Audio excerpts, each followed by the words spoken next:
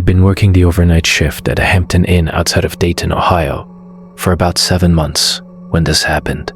It was a Wednesday in late October, one of those midweek nights where the hotel was maybe 30% occupied. Business travelers, mostly. A couple who checked in around 9, with no luggage, which I noted but didn't think much about. A family with 2 kids heading to some soccer tournament in Columbus who needed extra pillows. By midnight, the lobby was dead.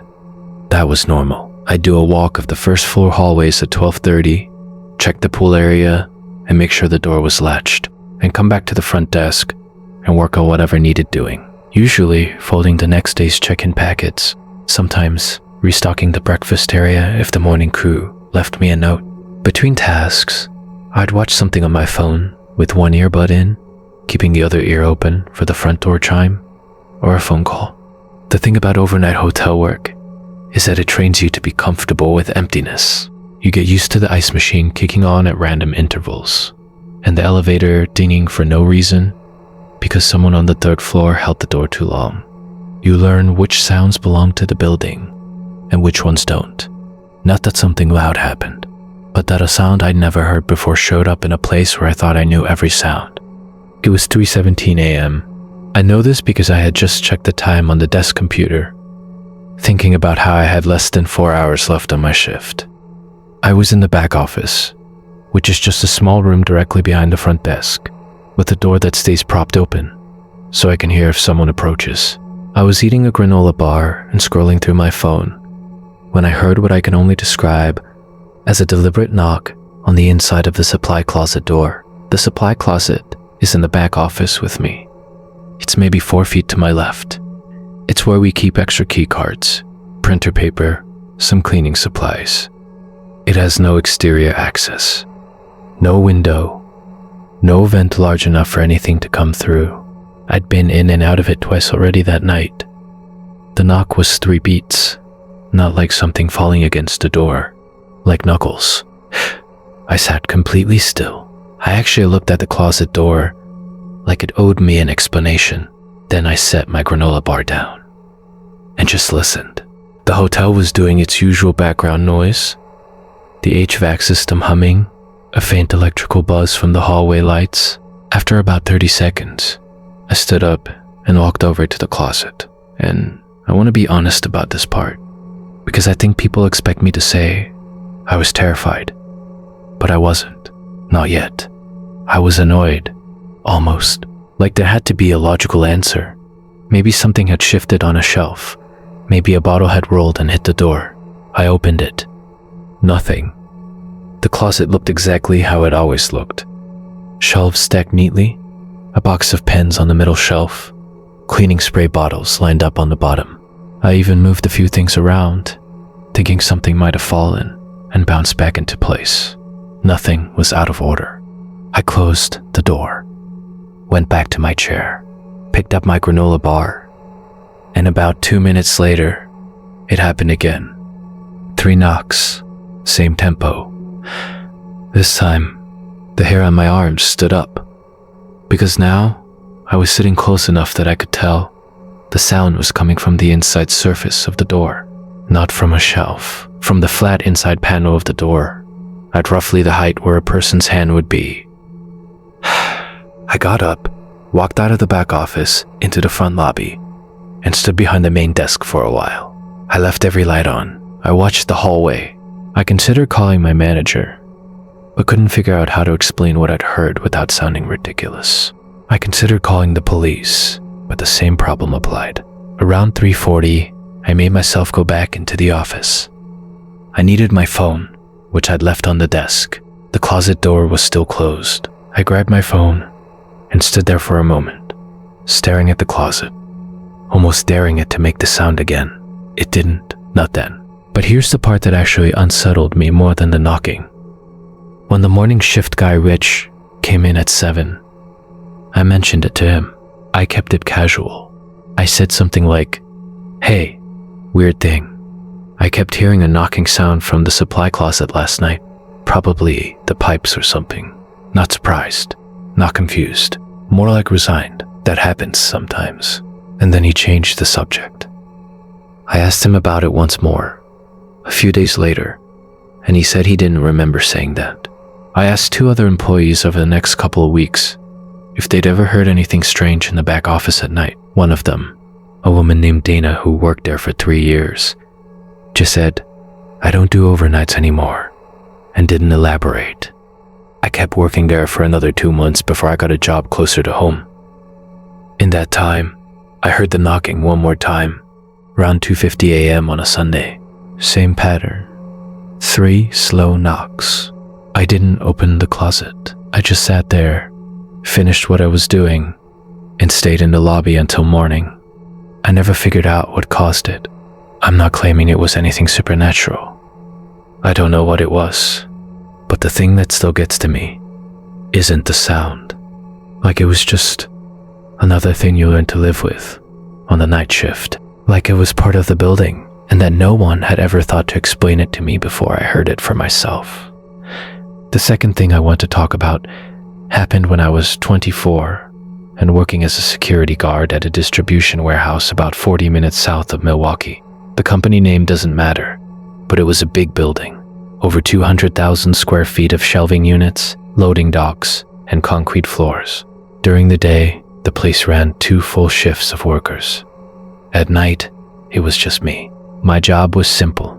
I sat in a small security office near the main entrance, monitored 8 camera feeds on 2 screens, and did 2 walkthroughs per shift, one at 11 p.m., one at 3 a.m. Between those, I was mostly just there to be a presence to deter break-ins and to call the police if anything triggered the alarm system. In 8 months of working there, nothing had ever triggered the alarm system. The most exciting thing that had happened was a raccoon getting into the loading dock area through a gap in the bay door seal. The night this happened was in February. Bitter cold, the kind of cold where the warehouse walls creak because the metal is contracting. I'd done my 11 o'clock walk without incident. Everything was locked. Everything was quiet. I came back to the office, made a cup of instant coffee with the electric kettle I kept on my desk, and settled in to watch the cameras. Around 1:15, I noticed something on camera 6. Camera 6 covered the far east section of the warehouse, which was the oldest part of the building, and had the tallest shelving units, maybe 20 feet high, stacked with pallets of boxed goods. The lighting back there was worse than the rest of the building. Half the overhead fluorescents were out, and no one had replaced them because the day workers rarely went back there. It was mostly overflow storage. What I saw on camera 6 was subtle. At first I thought it was a glitch. The image seemed to shift slightly, like a shadow had moved across part of the frame. I leaned closer to the screen and watched for a few seconds. Nothing else moved. I chalked it up to the cameras being old. They were analog, the kind that recorded to VHS tapes that we recycled every 72 hours. They flickered sometimes. I went back to my coffee. About 20 minutes later, I glanced at the screens again, and something about camera 6 made me stop. I couldn't immediately identify what was different. The shelving units looked the same. The pallets looked the same. The floor looked the same. But something in the image had changed. I stared at it for a long time, and then I realized what it was. In the previous frame I'd noticed, or at least in my memory of it, there had been a gap between 2 pallets on the second highest shelf on the left side of the frame. A dark space, maybe 3 feet wide. Now that gap appeared to be narrower, like something was in it, or like something was behind the pallets and had shifted one of them forward slightly. I want to be clear, I was not sure. The cameras were grainy, the lighting was bad. It was entirely possible that I was constructing a difference that wasn't there, that my mind was finding patterns in low-resolution footage, because it was 1:30 in the morning, and I was bored and tired. I almost convinced myself of that, but I kept watching camera 6, and at around 1:50, I saw it again, the shadow shift. This time it was unmistakable. Something moved in that far east section of the warehouse. Not fast, not dramatically, just a slow lateral movement, like a person stepping carefully from behind one shelving unit to another. Now I had a decision to make. The protocol was clear. If I suspected an intruder, I was supposed to call the police first, then contact my supervisor. I was not supposed to go investigate on my own. But here's the thing about being a security guard at a warehouse in the middle of the night. You develop a certain skepticism about what you see on those screens. I'd had false alarms before. Shadows from headlights on the road outside passing through high windows. A jacket someone left draped over a shelf that looked like a crouching figure, until you walked over and saw what it actually was. I did not want to call the police and have them show up with 2 squad cars for a jacket, so I did something I shouldn't have done. I took my flashlight and my radio, and I walked out onto the warehouse floor, heading for the east section. The warehouse at night has a sound to it. It's not silent. The heating system runs in cycles, and when it kicks off, the metal walls make these ticking sounds as they cool. The fluorescent lights that are still working buzz at a frequency you stop hearing after a while, but that comes back the moment you're paying attention. My footsteps echoed on the concrete, and I remember consciously trying to walk quieter, which is hard in steel-toed boots. I reached the east section in about 4 minutes. I swept my flashlight across the shelving units, starting low and working up. Everything looked normal. Pallets, boxes, shrink-wrapped stacks of inventory. I walked down the main aisle between the shelving rows, checking each cross aisle as I passed. Nothing. Nobody. I reached the back wall, turned around and started heading back. That's when I smelled it. Cigarette smoke. Fresh. Not stale, not old. The sharp, unmistakable smell of a cigarette that had been lit recently.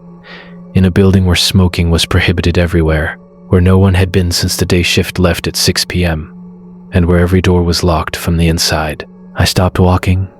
I turned off my flashlight, which in retrospect was either the bravest or the stupidest thing I could have done.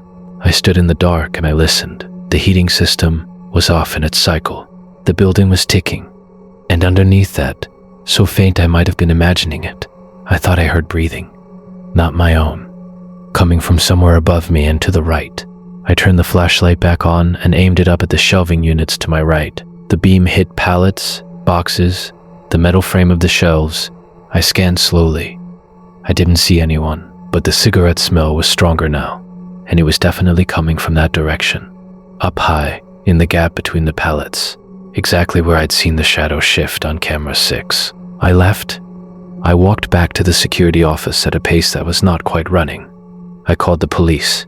2 officers arrived about 12 minutes later. I explained what I'd seen on camera and what I'd smelled. They did a full walkthrough of the east section with their own flashlights and their hands on their holsters. They found no one. But one of the officers told me something when they were leaving.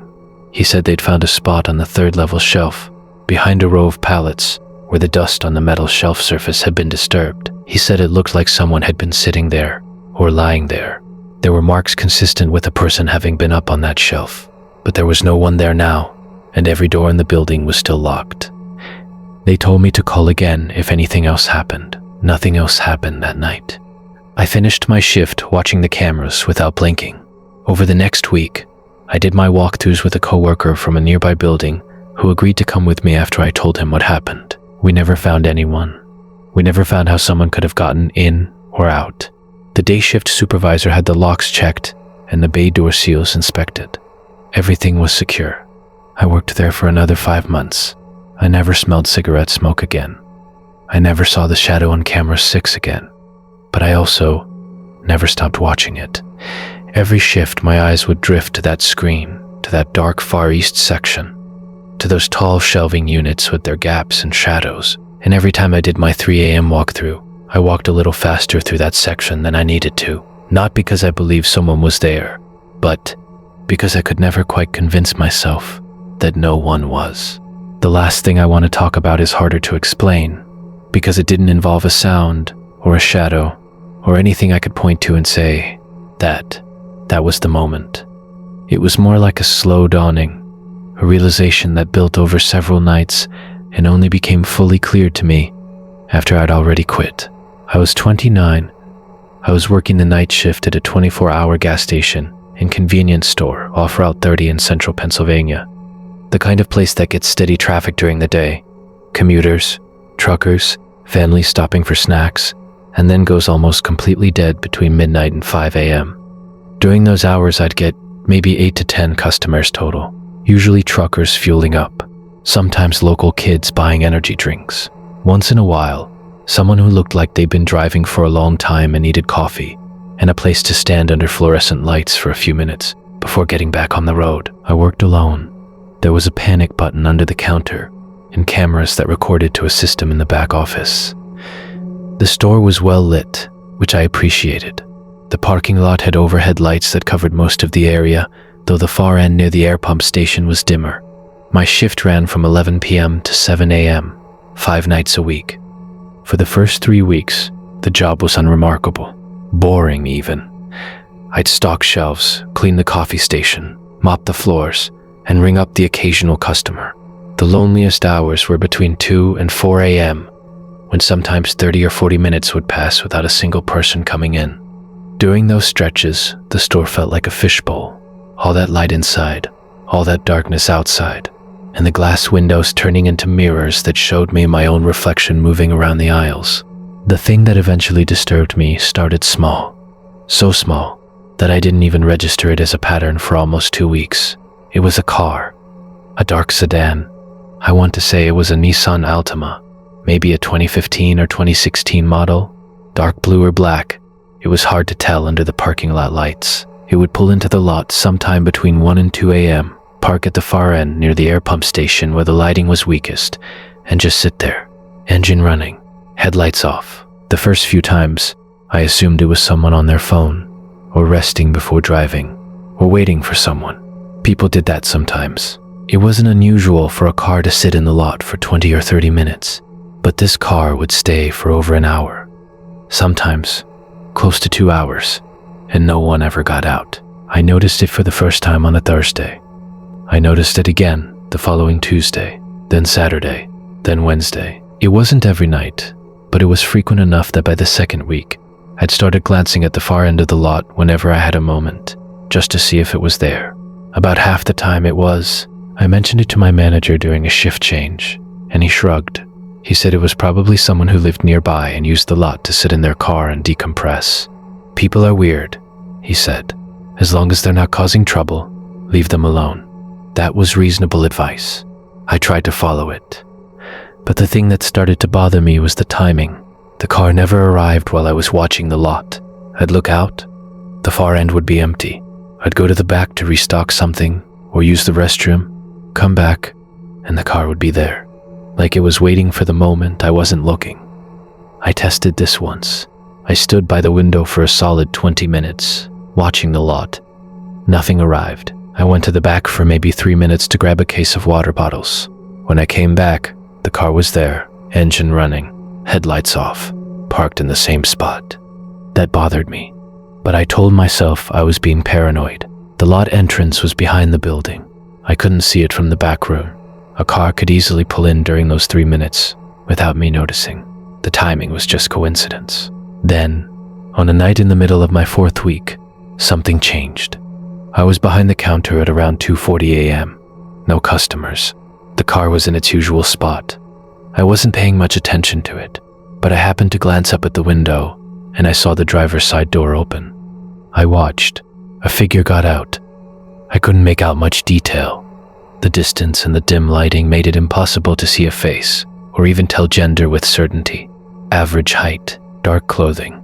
The figure stood next to the car for a moment, and then did something that made my throat tighten.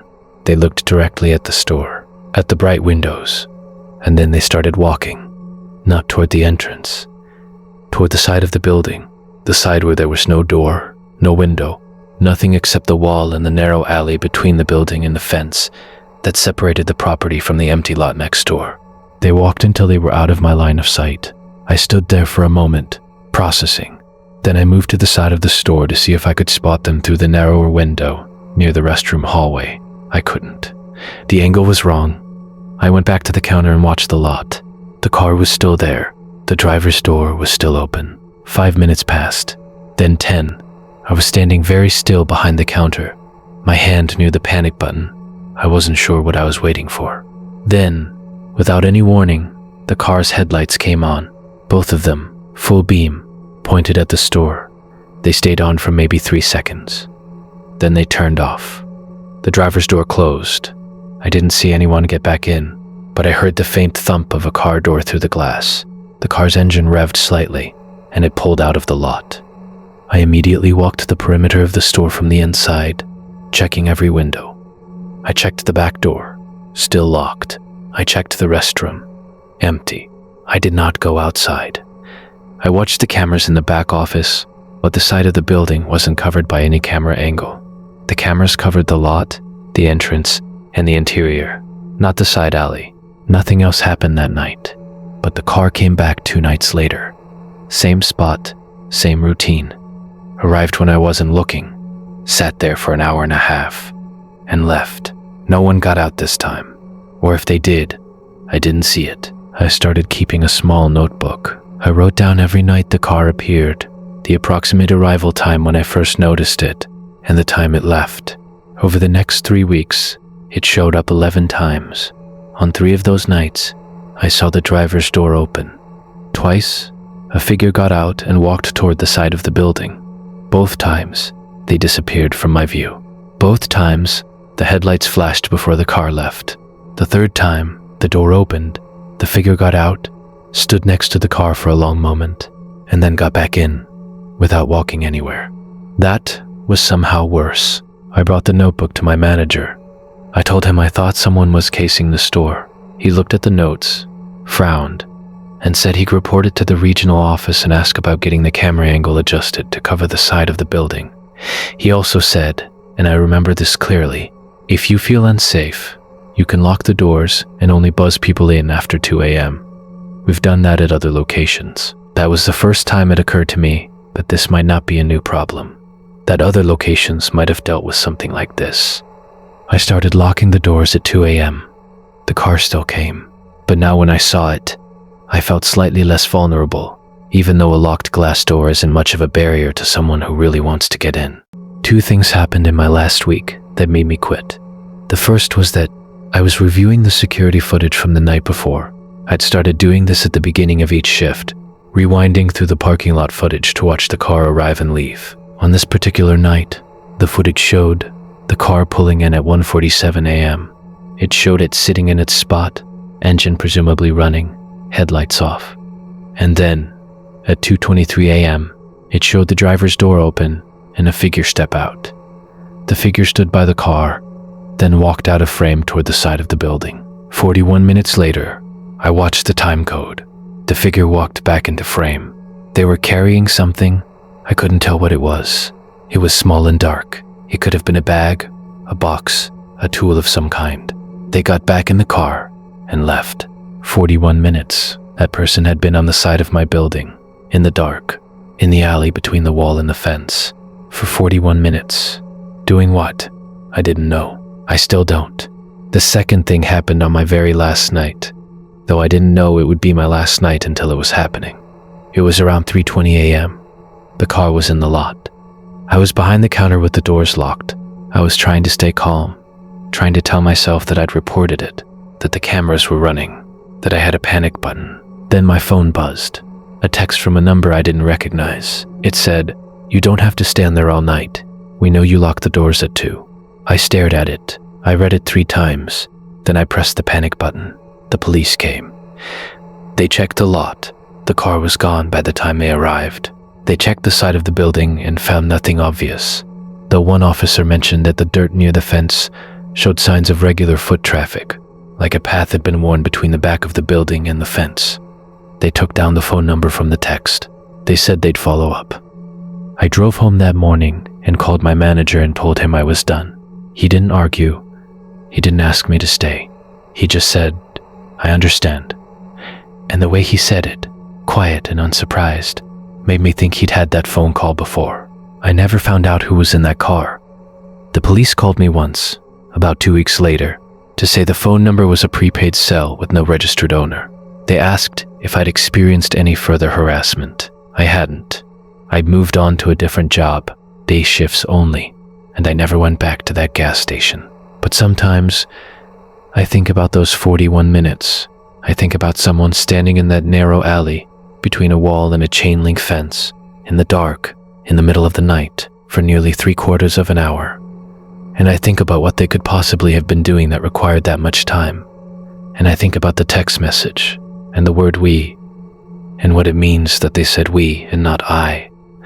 And I think about my manager saying, "I understand," like it was a sentence he'd had practiced, like it was something he'd been waiting to say.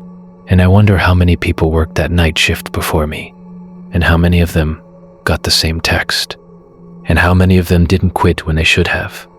There's something about the night shift that people who've never worked one don't quite understand. It's not the darkness. It's not the silence.